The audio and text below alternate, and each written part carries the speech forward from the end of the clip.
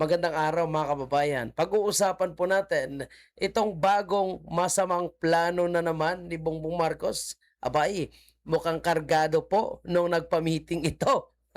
Kasi mantakin nyo po mga kababayan, minamadali umano ang pagbebenta ng mga ari-arian ng gobyerno para may pambili daw po ng supply. Anong klaseng supply yan? Supply ng gasolina o supply ng polvoron? At ang kanyang tinatarget na unang maibenta ay itong Atrium of Makati Mailong. Ang Mailong alam ko nakuha ito nung panahon ni President Duterte. And a portion of FTI for this year. Nako, alam kong mangyayari dito mga bayan.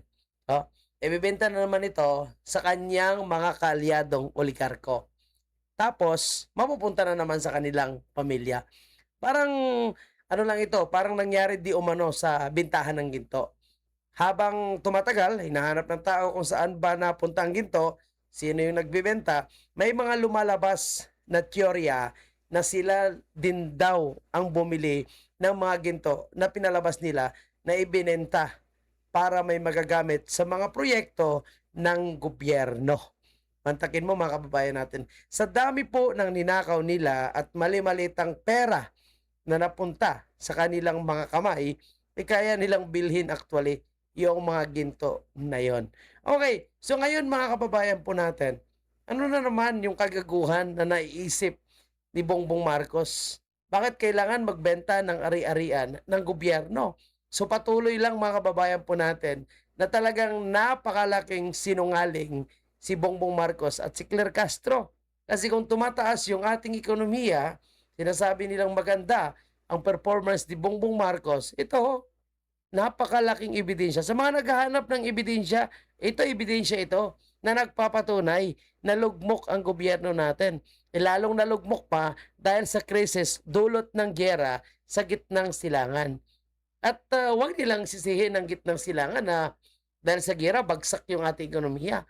Dahil bago pa magkagera, bagsak na.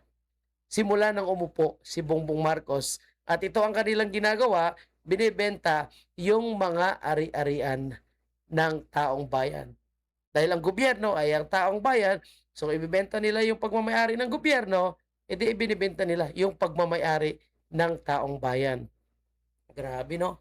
So, yun ang sinasabi natin. Ano yung mangyayari sa Pilipinas kung aabot tayo ng 2028? Alam mo, naalala ko yung sinabi kahapon ni Congressman Liveste. Na yung sabi niya, sana 2028 na.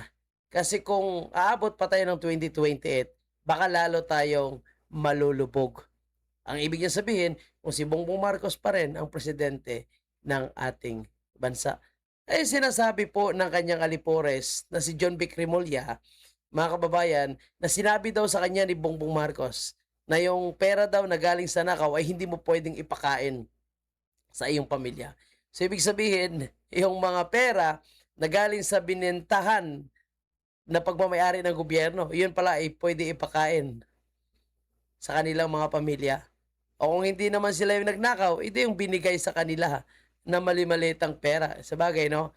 Pag kinuha mo yung pera galing sa nakaw, ay magnanakaw ka na. Anyway, marami pa po tayong pag-uusapan. Palike mo na ang video ito, mga kababayan. Sabi ni Claire Castro, alam niya daw po kung ano ang totoo at alam niya kung sino yung totoong nagsiservisyo.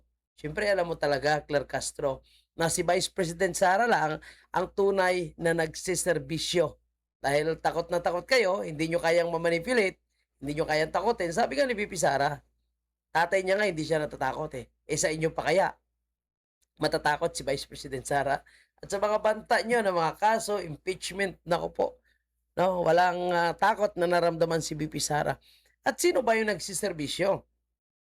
Anong serbisyo yung sinasabi ni Bongbong Marcos? Eh, di ba? Ibebenta niya nga po yung mga ari-arian ng gobyerno. So, yung ba yung serbisyo? Ibebenta mo na lahat na ari-arian ng gobyerno. At pag-upo niya pa lang, mga kababayan po natin, ang unang ginawa ay nag-privatize ng mga airport po natin. Ang sabi daw kasi, hindi kaya ng gobyerno natin na ito po ay papagandahin. Eh bakit nakaya naman nung nakaraang administrasyon? Eh bakit nasimula nung nakaraang administrasyon? Tapos, bilyon-trilyon ang ninakaw. Eh kung pinagawa yun ng airport na ginawa niyang privatize, di po ba? And now magbebenta po sila. At actually marami na po silang mga ibinenta pa na mga ari-arian ng gobyerno na talagang tinatago lang po nila, hindi nila pinapakita sa publiko. So anong serbisyo ang ginagawa ni Bongbong Marcos? Puro pagnanakaw, walang infrastructure project. At ito pa yung masakit, no? Karamihan ngayon ng mga katutubo, lalong-lalo na po itong mga ate sa Boracay, kung nagsiservisyo si Bongbong Marcos, dapat hindi niya na pinayagan na makuha yan ng mga mayamang oligarko. Yung mga lupa na inaward na sa pamagitan ng CLOA, dito po sa mga ate. So anong serbisyo doon? And nakita naman po natin, ano yung mga proyekto na ginawa ni Bongbong Marcos ngayon? Wala. Mas marami pa yung ginastos niya pagta-travel sa ibang bansa gamit ang pera ng taong bayan. Kunwari pupunta sa kung anong event pang international, pero wala namang resulta na nauuwi si Bongbong Marcos. Tapos sasabihin nyo, no, na hindi daw pwedeng ipakain ang pera na galing sa nakaw. Si Pangulong Bongbong mismo nagsabi sa akin yan eh. Alam mo yung pera sa nakaw, hindi mo pwede pakain sa anak mo yan eh. So, hindi niya ginagamit yung mga ninakaw niya, yung mali-malitang pera. Hindi nila ginagamit pampakain sa kanyang mga anak. So, saan nila ginagamit yon? Ginagamit nila para i-eliminate yung mga taong nagsasalita against corruption. Ginagamit nila against the impeachment of Vice President Sara o ginamit nila para ipadala si President Duterte sa dahig. Ganun po ba yun? John B. Crimolia. Alam mo, yung mga taong ito, mga kababayan, sa totoo lang, ang galing nila magsalita. Yung problema, hindi po nila ginagawa at mga sinungaling nga talaga. Ang karma lalabas sa mga anak mo. Wala sa dibdib ko na limang anak ko na ipapakain ko sila ang pera na galing dito sa corruption na to. Kay Saudi ko. Kasi hindi nag-hesitate kami mag-file dati dahil may walang treaty agreement. Parang totoo, no, mga kababayan po natin, no, na parang nakukonsensya daw po siya na ipapakain niya yung pera na galing sa nakaw. So anong ginawa nila kay President Duterte? Yung group effort na pagpapakulong kay President Duterte na inamin mismo ninyo. So kung kayo po ay di umano allegedly nakakuha ng suhol doon, hindi nyo pala pinakain yan sa inyong pamilya. So that's good. Ang tanong, saan nyo po ginamit yung mga pera na yon? Hindi man lang kayo na konsensya, no? Nung panahon ni President Duterte, talagang sadyang mabait, no? Kunwari, sadyang para sa bayan. Suportado ang ginagawa ng nakaraang administrasyon na pinangunahan ni Tatay Digong. Tapos, nung natapos ang administrasyon ni Tatay Digong, lumipat na, and then, yung taong nakita naman nila na tunay na nagserbisyo, anong ginawa nila? Pinadala sa dahig. Walang awa. At nakita nila na milyong-milyong Pilipino pa rin ang walang sawang nagsusuporta sa mga Duterte. Kaya ngayon, puro propaganda sila, puro pasikat po sila. Pero kahit wala, susubukan namin lahat para makuha talaga siya. Saldi ko, ang tagal na po niyan. Matatapos ng administrasyon ni Bongbong Marcos. Kung matatapos niya. Sabihin natin, malapit na matanggal si Bongbong Marcos. Hanggang ngayon, hindi nyo pa rin napauwi si Saldi ko. Pero sir, nag-apply na rin po yung NBI, di ba sir, ng red notice? Oo nga, yung follow up namin lahat yan eh. So mag-meeting kami mamaya ng PCTC para ma-finalize na yung red notice para kay Saudi. Ano po pinaka-latest info natin sir sa whereabouts nito? Doon pa rin sa Portugal pa rin siya eh. Ngayon pa rin ang namin, latest intelligence sa. How about yung assets niya sir? Tinatawanan lang ito ni mga kababayan po natin, ni Saldi ko. Assets po nila.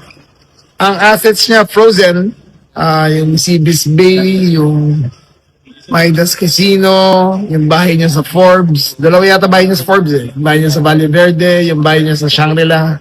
Lahat yan frozen na ngayon. Kung sa kakaling merong red notice, kaya natin maano sa Portugal. Well, we'll try our best. Pupunta ako doon para kausapin yung mga authorities para ibigay sa atin. Si Atong Ang sir, anong update natin? So far, indications nandito pa siya sa Pilipinas. So may iba kaming titignan lugar in the next 2 weeks, 3 weeks para ma-verify namin. Kaya kailangan namin bumili ng mga drone Mag-order na kami anytime now para makita mas surveillance talaga namin yung mga lugar. Wow, bago na naman mga kababayan po natin, Bibili na naman sila ng mga bagong drone. Sana all, mga kababayan po natin. 10 drones bibili natin eh. May mga 24-hour capacity na may infrared, FLIR. Kasi kung gano'n ang klaseng drones na kukuha mo, kahit sa gabi makikita movement ng tao. Kahit ang tao sa loob ng bahay makikita mo. Yan po mga kababayan po natin, gagamit na daw po sila ng drone para mahanap po yung mga taong ginamit nila na mga, kumbaga, diversionary issues para lang mapagtakpan ang matinding korupsyon na nangyayari po sa ating bansa. Ayop, talagang magpapakahitik po sila.